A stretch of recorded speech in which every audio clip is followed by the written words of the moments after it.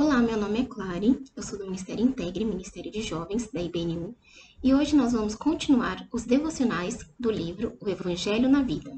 Bom, desde já gostaria de convidá-lo para se inscrever no nosso canal e acompanhar todos os vídeos que são lançados. No capítulo 3 Modos de Viver, o autor nos faz imaginar uma situação em que dois vizinhos do Império Romano estão conversando sobre a religião deles.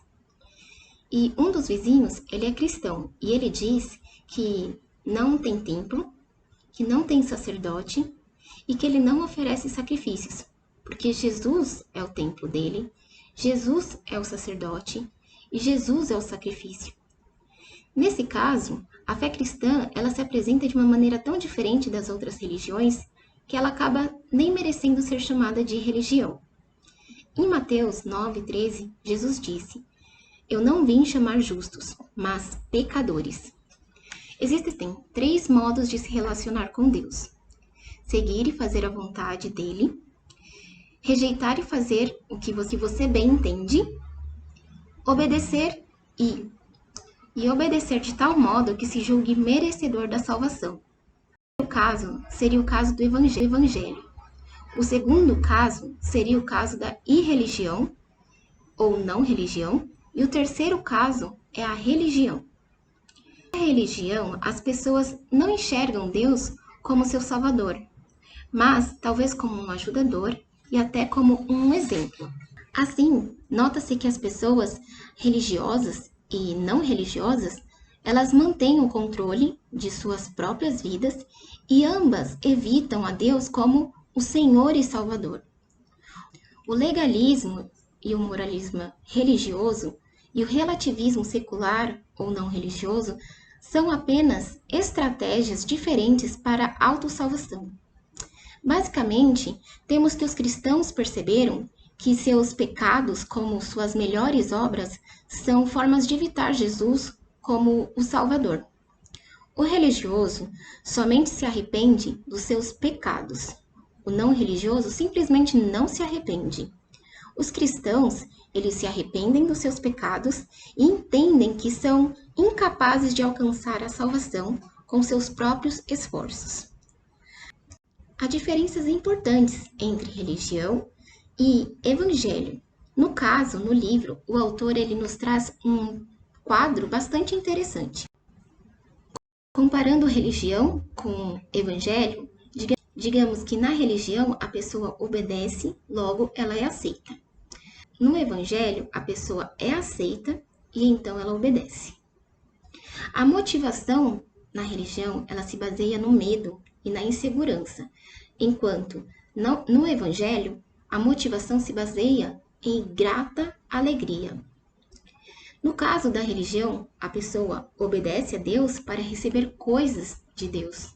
Já no evangelho, ela obedece a Deus para receber Deus propriamente, ter prazer nele e ser parecido com ele. Bom, se fazemos coisas para Deus na esperança de recebermos bênçãos, então, na verdade, estamos fazendo essas coisas para nós mesmos. Somente uma experiência da graça nos transforma para que façamos coisas boas só porque é bom fazê-las e por causa de Deus propriamente. Portanto, tornar-se um cristão é, em primeiro lugar, admitir o nosso esforço de autossalvação. Ou seja, é entender que qualquer esforço nosso é inútil, pois não somos capazes de nos salvar.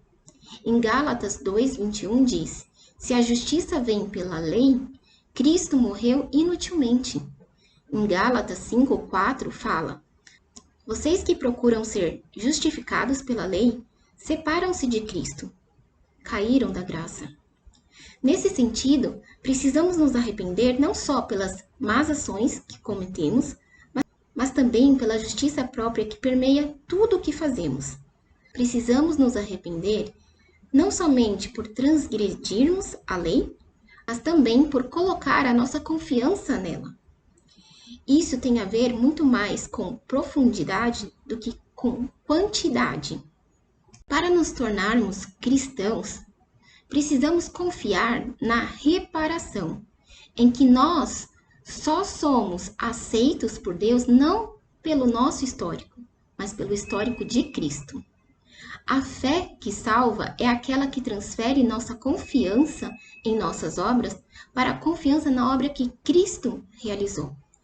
Em Gálatas 2,16, ninguém é justificado pela prática da lei, mas mediante a fé em Jesus Cristo. O fator determinante em nosso relacionamento com Deus não é nosso passado, mas é o passado de Jesus.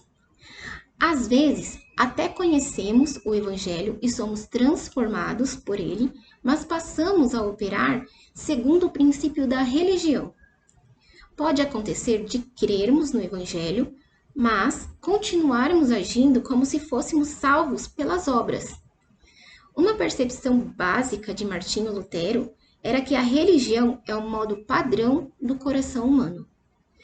Será que você concorda com essa afirmação? Pense um pouco a respeito. Se você concorda, reflita também em que momentos que isso acontece na sua vida. De que maneira você tenta se tornar merecedor de um favor de Deus? Lutero ainda distingue justiça da lei e justiça cristã. A justiça cristã é uma justiça perfeita, sem pecado. Cristo é a nossa justiça. Então, a partir dessas considerações, o que tem nos motivado a fazer boas obras? O que faz com que pessoas sejam honestas e generosas? Abordando essas questões, Jonathan Edwards explica que há dois tipos de comportamento moral. A virtude comum, que é fazer coisas por medo ou orgulho, e a virtude verdadeira. No caso da virtude comum, existe um egocentrismo enraizado no coração. A virtude verdadeira, por outro lado, ela só pode ser alcançada pela graça de Deus. O entendimento de que Jesus morreu em nosso lugar destrói o nosso orgulho, pois o sofrimento dele foi necessário por causa da profundidade da nossa perdição. Essa compreensão também destrói o nosso medo, pois entendemos que o sacrifício ocorreu quando ainda éramos inimigos. E isso nos revela o quanto Deus nos valoriza. E para você, existe diferença entre virtude comum e virtude verdadeira? Pense um pouco. Que passos te fazem viver por Deus propriamente e não pelo seu próprio bem? A religião torna a lei e a obediência moral em meios de salvação, enquanto a não religião torna o indivíduo em uma lei para si mesmo. Já o Evangelho é Jesus que paga o castigo da desobediência, de modo que somos salvos pela pura graça.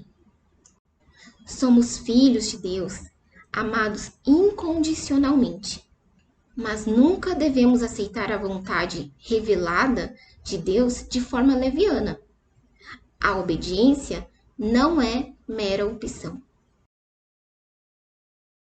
No caso, somos justificados, isto é, nos tornamos retos diante de Deus, somente pela fé e por meio da obra de Jesus Cristo na cruz. Qual é então a relação entre justificação e santificação?